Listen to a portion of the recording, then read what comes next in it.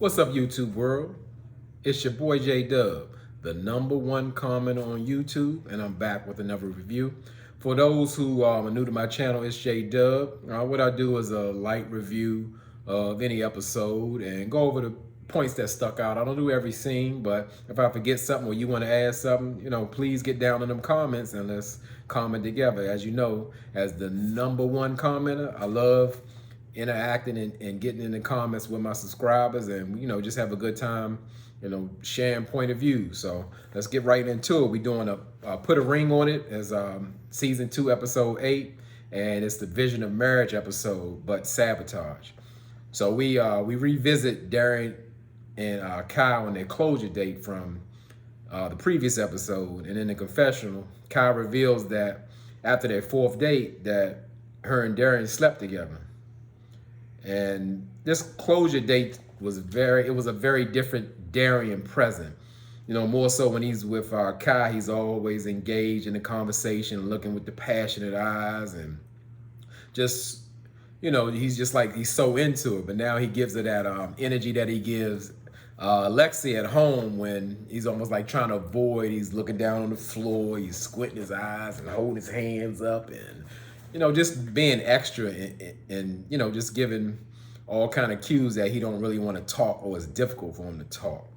And he hit Kai with this. He was like, well, if I really didn't care about you, I wouldn't have given you this closure date. Now, we all know, except Kai knows, like, Dr. Nicole forced Darien to go on his closure date, even though I didn't agree with it because the man turned it down twice. But he had to go because production knew they had something going on, so it had to be addressed. And that was just great TV because he went all the way. And also in the Darien told Kai that when he slept with her, he just realized how great of a woman he had in Lex. And he's trying to play cleanup and cover up. The man's a master manipulator. That's what he does. And Kai, in the conversation, you can see that she's angry and she's like just lashing out at Darien because she really genuinely looks hurt because she thought that Darien was going to leave Alexia for her.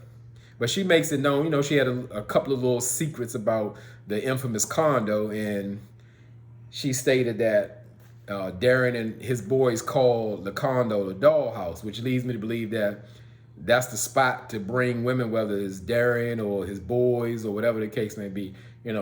Alexia sees that as a second home, and it sounds more like it's a playhouse. And also Kai had mentioned to Darien, like, well, now, so your condo ain't my condo. That's where it is. Like, well, Darien, like, no, I'm letting that go. I'm letting it go. So it's no longer me Casa, Su Casa type situation. So as you can see by these confessionals, that he's been promising her things and just building her up. And I guess he playing both for Kai and Alexia.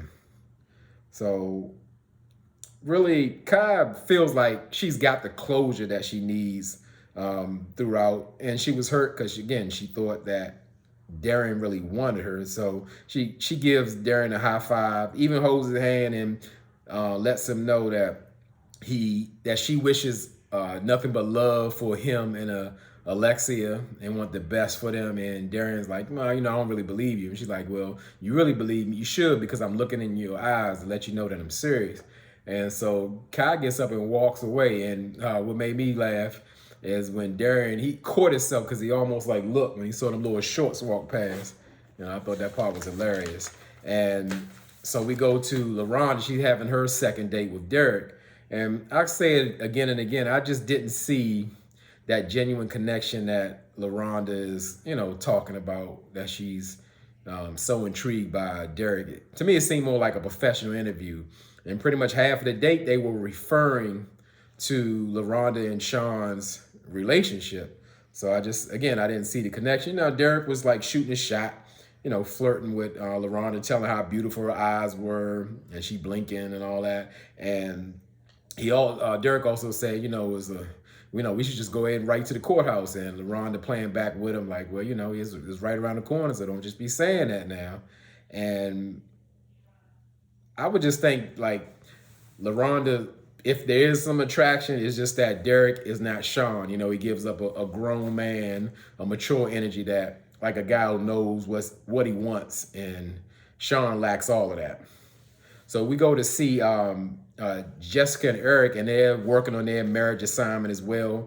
And she wants to do like a mission statement, and it sounds like Jessica's just leading the whole thing about like what marriage should look like, and Eric was really going along with it. And when Jessica brought up a subject of passion, and Eric said, well, I'm really passionate about everything, and Jessica said, well, you wasn't passionate about yesterday, and Jessica brought up that Eric forgot or did not acknowledge her on Mother's Day, and that really hurt her. She was really bothered about it. Even though they have children together, she says she feels like she's a great mother, and it deserves some acknowledgement. And it's not, I wouldn't say, I guess statistically, it's not a lot of fellas that watch my channel, but I would say for any that do, if you don't know already, if you get a chance to acknowledge your woman, for whatever reason, it's never a bad idea. It normally will go a very long way. So don't feel like, yeah, it may not seem much to you, but to make her feel special, acknowledge or appreciate it, you want to do it. It works, and it's necessary. So don't think it's not. And we also learned more so Jessica, we didn't know that she was adopted. She was actually adopted by her aunt. And she said just by her being taken in by her aunt, even though she couldn't be with her mother, it made her feel like unwanted and unimportant. So that kind of built her insecurities. And that makes sense, more so like her focus is like IG and getting the attention like that she needs, and she constantly needs acknowledgement. And just by like hearing that story, you can kind of relate or understand like, okay, or empathize what she's going through. And throughout the conversation, we find out that Eric has a deal breaker of his own. He says that he needs another child. And you can see Jessica's just not really having it. It doesn't make sense to her. She's saying, she's a mother of two. For her to start over, it just wouldn't be a good thing. And Eric lets her know, like, hey, you can be free, especially if it's a boy, because he's gonna be with me. And I kind of get that more so with Jessica, but I really don't understand. Like, they've been together, I think, like 3 or 4 years, and that deal breaker hasn't been discussed. Like, Eric is dead set on it. Even in his confessional, he said, for real, he would never even like entertain or consider being with somebody who did not want to have a child. And he was like, don't let the door hit you, And he, as you see, he can serious. He made it real plain. So I wonder what's going to really come of that. And like I said, I question the depth. Why wouldn't Jessica know that was so important to him? So we go on to see Alexia. She's doing bad. She's down. She needs a one-on-one with Dr. Nicole. So as they're talking, Alexia tells Dr. Nicole that Darien confessed to her that after the 4th date with Kai, that they slept together at the infamous condo. So that's really a sore spot now for her, because Alexia kind of suspected like something was always going on at the condo anyway. So this just confirms it. And she's like concerned or feeling some type of way, like Darien took her to her bed, because she sees like the condo as their second house. But again, as Kai said, she's like, that's like the dollhouse. So, obviously Kai ain't the first woman that been in that house or been in that bed. So she kind of focusing on the wrong thing. But Dr. Nicole breaks it down for Alexia, saying that like, hey, you're always dishonoring yourself to almost make yourself believe what Darien is saying, because he's always lying to her and messing with her mind. And Dr. Nicole wants to know, like, why don't you trust yourself? Why don't you trust your instincts? And Alexia kind of puts it, why she tries so hard with Darien, because she feels like he is her person that she's supposed to be with. So, she does any and everything she can. So when she found out about Darien violating her with Kai, she just felt like her best friend died. And again, Dr. Cole was still working with her, trying to work through, and told her, well, if Darien was mature, he would not sabotage the relationship. He would understand that when you build something up, you don't just destroy it or do things to break it down. And I swear Dr. Cole did any and everything she could to try to reach her. And I don't know if it worked, because Alexa's gonna need like more therapy than that. But we see it. Darien is constantly sabotaging the work. They going in and out, for 14 years, and they're always taking breaks. You know, is this really getting to her? I don't really know. So now we see Laronda and Sean, they're doing their assignment about their vision of marriage, and they kind of focusing on, I guess, the wedding aspect of their vision. And they're on the same page with, they both want to have a destination wedding, but those destination weddings look very different. Laronda, she wants to have like an intimate destination wedding with 20 people, and Sean, he wants a destination wedding with like 20 people in the bridal party. So, you know, he says a lot of people love him, so a lot of people need to be there, and it's just like unrealistic. And pretty much Sean tells her, referring to like, well, you know, you're having an intimate wedding, in the bridal party or the wedding party, we're gonna have more kids than that. She's like, looking shocked, like, how many kids are you talking about? He's like, a basketball team, in which he's referring to starting 5, but he's saying he wants 7 children. And LaRonda is still like in shock, where he's like, she wasn't really thinking 7, maybe 4, and she want to adopt 2, and Sean's just trying to lock her and say, you know, we need 7 kids. And it kind of makes me wonder, like, Sean stated in the beginning, like, he's has a reservation about marrying LaRonda because he's trying to get himself together financially. And now he's talking about having this big elaborate wedding out of the country, and also he wants 7 children. I'm thinking, like, how are you gonna get all that together, or even be a part of making that happen when you're struggling with your career? It's like, LaRonda's gonna pay for all of that. LaRonda's gonna have the kids while you stay home with the kids, and it just don't sound feasible. Like, in this day and age, having 7 kids, it sounds like you're forcing yourself into struggle and poverty. It doesn't make sense. I don't see it. But LaRonda did point out that Sean has, like, he's a big dreamer. He has like extreme thoughts, and that definitely proved to be.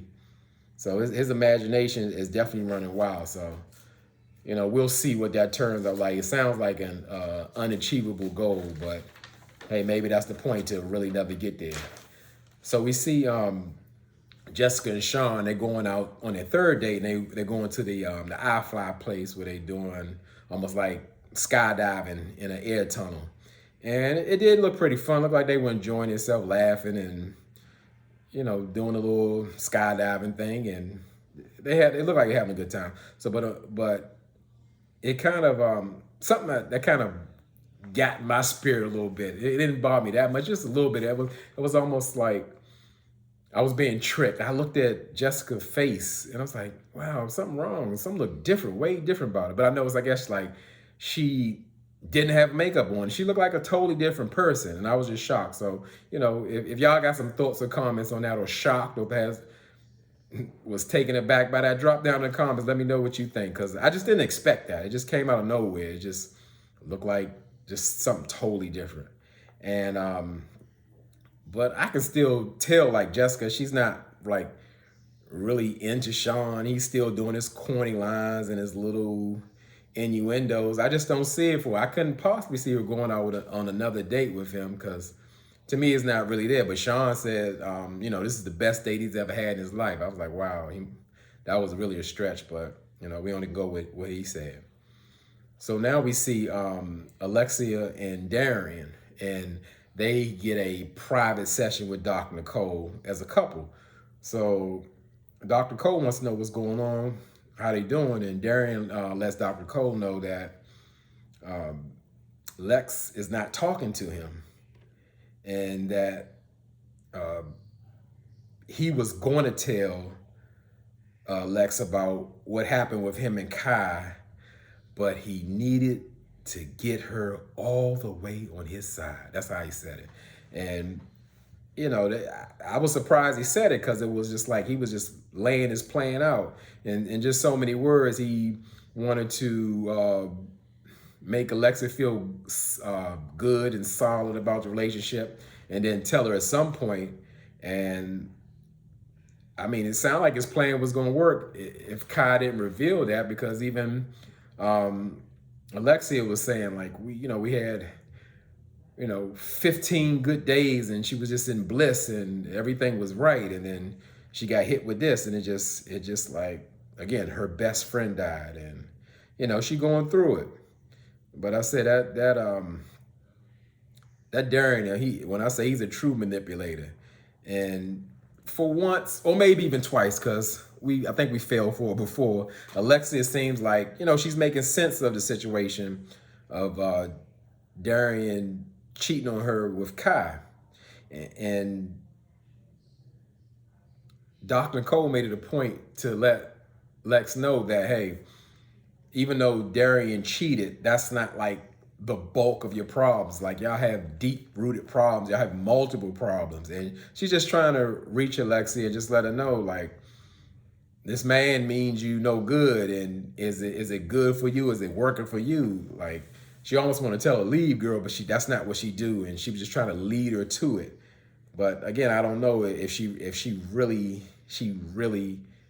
can grasp that Darien, is no good for her. He would, we talking 14 years on and off and 3 babies in, and Darien even tried to, even knowing that Alexia pretty much said that she's taking a break, if you will. She didn't say I was like done with you, but Darien wants to know, like, while you take that break, I still want to be involved. I'm lonely. I want to come home, and even dropped a few little crocodile tears, as they say. And guess what?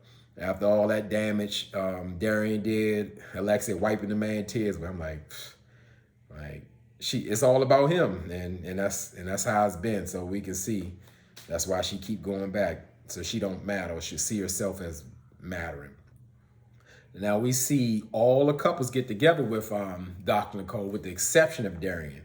And Alexia said, like, she wanted to explain the Darien and Kai situation without Darien being there, so she didn't have to do all the back and forth, and she just didn't feel like it was appropriate for him to be there.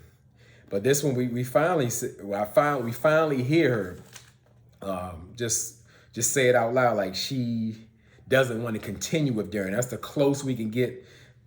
The closest we get to her saying, I don't want to be with him anymore. I don't want to break up. And we'll take that, but we'll see. And I thought everyone in the group, seemed really supportive to her, and because they could see that she was going through, and they felt hurt, and pretty much everybody was shocked, but they felt like she was making the best decision. And even though this is episode 2, last season we lost another couple, not in the same fashion, but nevertheless, we lost another couple. They actually replaced it.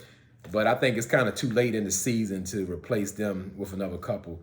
More so, they probably try to work Alexia in, more scenes, so it don't seem like they just totally disappeared. And we more so get to the final scene, and we seen Laronda and Sean share their vision of marriage.